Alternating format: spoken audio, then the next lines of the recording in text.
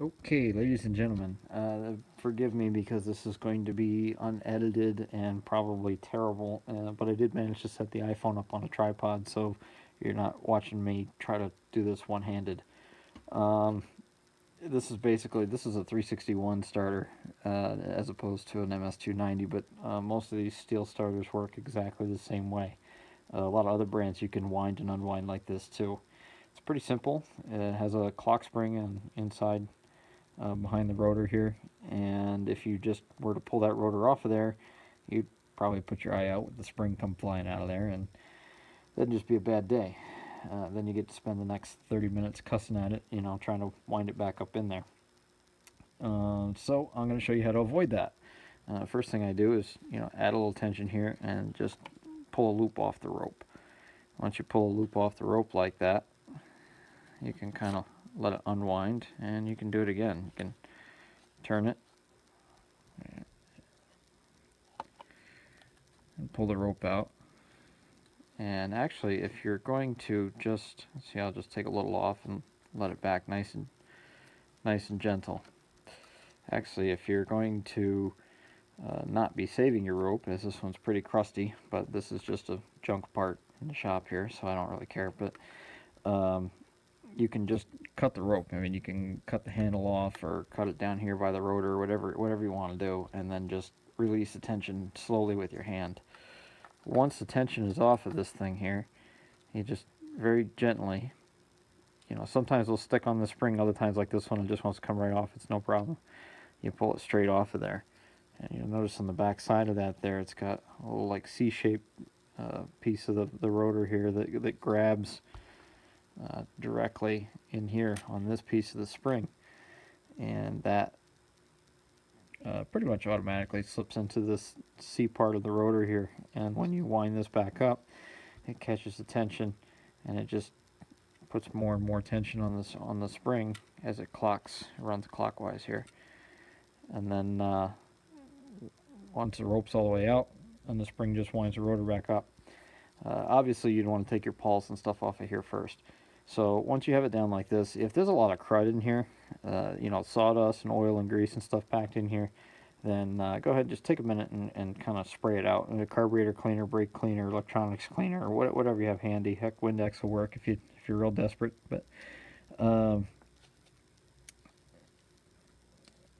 once once things are fairly clean, like this one wasn't too bad back there, going back together is kind of the trick too, without getting a spring in your face. The easy way, if you're going to do this without the rope, it's much easier um, to get things started anyway. But the easy way is to work this guy back on there, and he'll just kind of drop in, and then it's ready to go.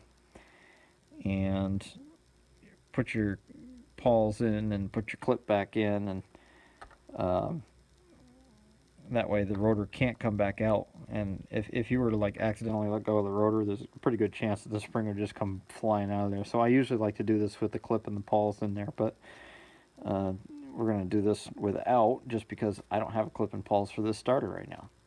But if you, like me, you have the rope still attached here, you can still do this. You're going to fight the rope a little bit, as opposed to just leaving one end of it hanging or something like that. If you're doing a new rope, usually I'll thread the rope through here, tie the knot, pull it tight, and just leave one end hanging and wind it up, and then hold on to the rotor and stick the end through the eyelet here, and tie a temporary knot in it, and then attach the handle on the end here like this. That's the easiest way to do it, and usually I almost always replace these ropes. But just in case you want to do it the hard way and not replace the rope, I'll show you how. So I usually try to start as big a loop as I can, and these starters generally turn counterclockwise as you look at it from the other way when you're pulling the rope out. So we're going to wind in the direction that the rope would pull the rotor, as if you were pulling on the handle. And in this case, looking at it this way, it's clockwise. Yeah, but like I said, looking at it the other way, most of these starters turn the engine counterclockwise.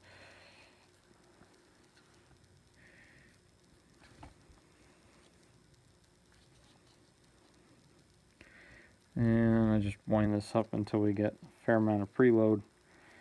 How much is kind of subjective. Most manufacturers will tell you to wind these up until it doesn't wind anymore, and then back it off a set number of turns. Usually 1 turn is adequate. For a really tight spring, you can go 2 turns. It really doesn't matter that much as long as it pulls the rope in, no problem. You want it to pull the rope in nice and firm and not, you know, have the handle flopping around on you off the side of the saw. So, alright, you get to a point here where you can't turn it anymore. And what I'll do at this point too is I like to pull the rope through and try to untwist it. If you did this with the rope handle attached and the rope threaded through the eyelet like this, then undoubtedly the rope is fairly twisted. There we go. Now we got all this out of here.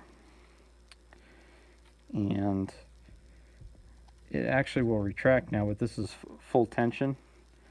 And you don't really want that, because then every time you're pulling this rope, you know, because you're trying to start the saw, you're actually pulling the spring to its maximum load all the time. And that's a good way to break the spring, if not the rope.